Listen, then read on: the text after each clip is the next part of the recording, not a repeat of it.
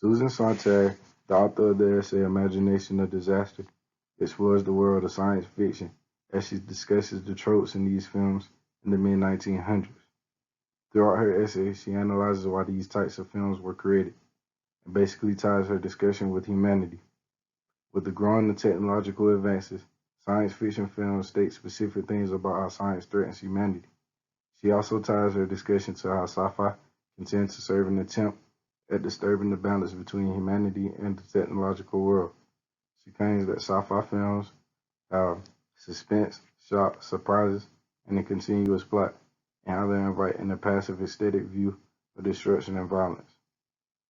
She also states that sci-fi films can be touching and sometimes depressing, sometimes depicts war that poses no problems or moral qualifications. Finally, she makes a claim that science technology is a good unifier for how they create a utopian society where everyone thinks alike. Her statements are strong and powerful and claim to be indeed true. Susan Sontag was an American writer, filmmaker, philosopher, teacher, and political activist. She was active in writing and speaking about and traveling to areas of conflict, especially during the time of the Vietnam War. She usually wrote about photography, culture and media, AIDS and illness, human rights, and communism. Although her speeches sometimes draw controversy, she is sometimes described as one of the most influential critics of her generation.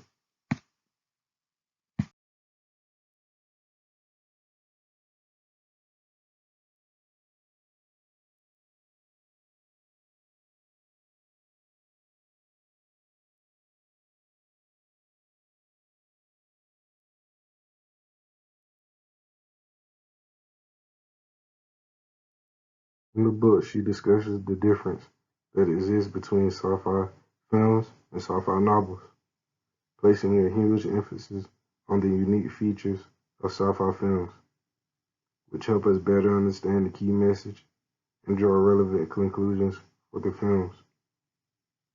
According to Sontag, the strengths of sci-fi films are multiple, including the immediate representation of the extraordinary, physical deformity and mutation, missile and rocket combat, and toppling skyscrapers. She also argues that sci-fi films are not aimed at telling us more about science, as these films tell us about disaster in detail. Although she has stated that it is in the imaginary destruction that the core of good sci-fi film lies. She makes four key points about science fiction films. She states that one of the key features is the high degree of visual credibility. Suggests that films provide extreme moral simplification. The viewer can experience the feelings of machinery and various objects, and she believes that the films are aimed to teach people to have good intentions with the use of science.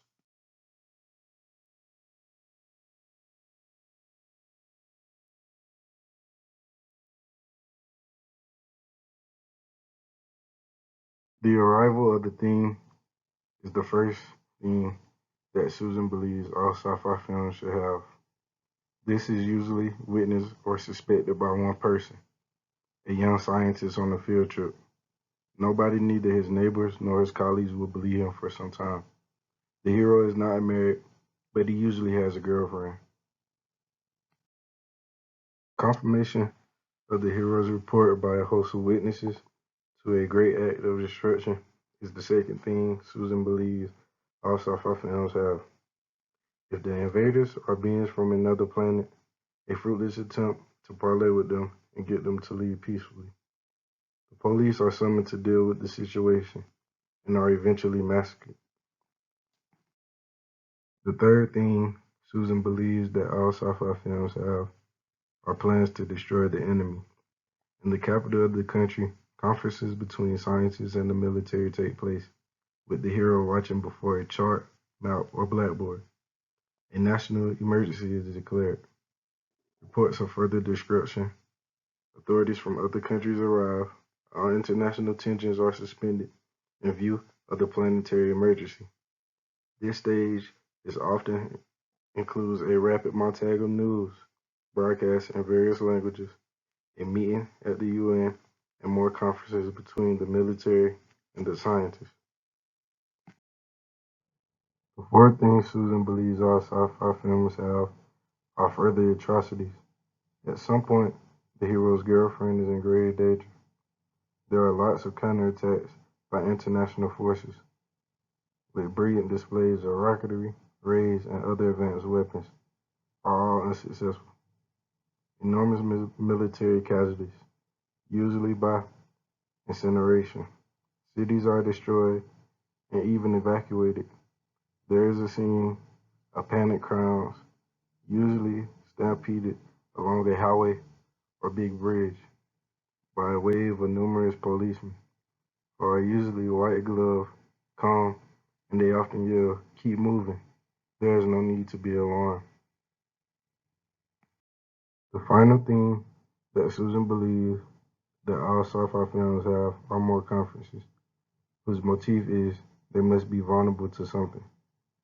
Throughout, the hero has been working in his lab to this end.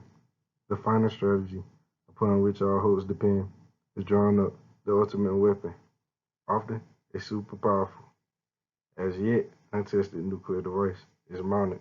Countdown. Final repulse of the monster invaders.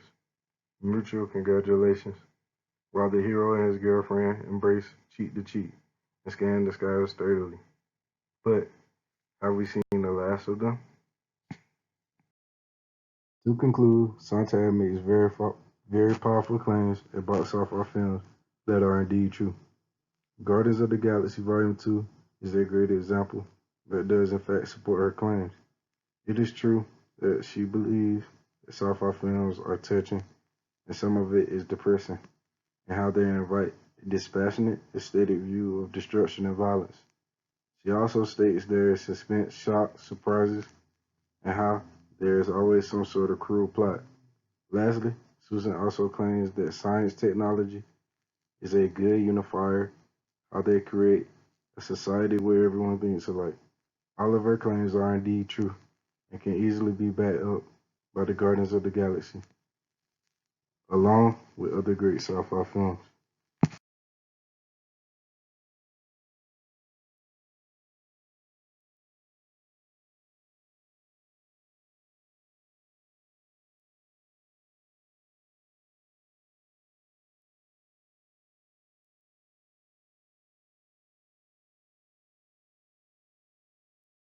Guardians of the Galaxy Volume 2 is a suspenseful, surprising, and shocking sci-fi film. Throughout the movie, the Guardians are doing the daily duties of saving the galaxy, but the main character, Quill, discovers that his father is alive and was searching for him for a long time. Through the entire film, there is a build-up of suspense, and eventually, Quill finds out that his so-called father was in fact an evil celestial with godlike powers that want to take over the universe. In the end, there is a huge battle between the Guardians and the father whose name was Ego, that is a planet.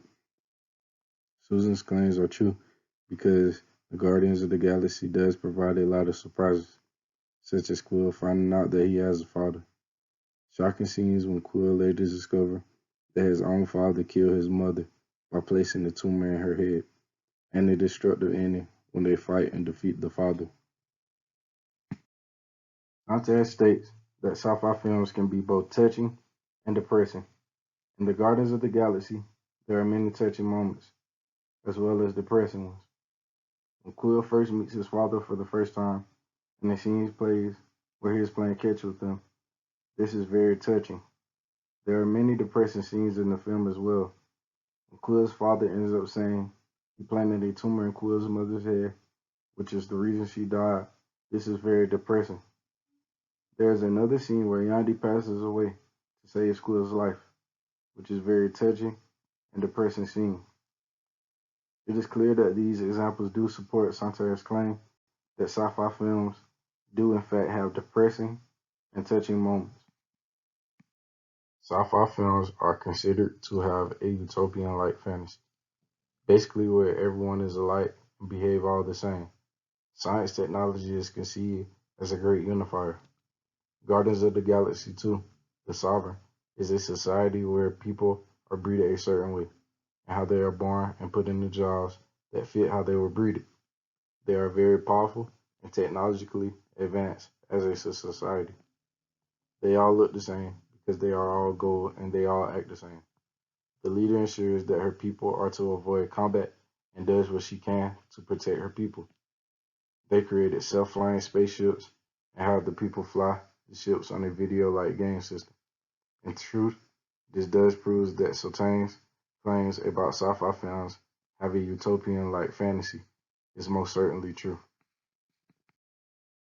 There is a close connection between Sontag's argument and the film Godzilla King of Monsters, which include themes such as disaster, destruction, and violence caused by monsters and invaders from outer space.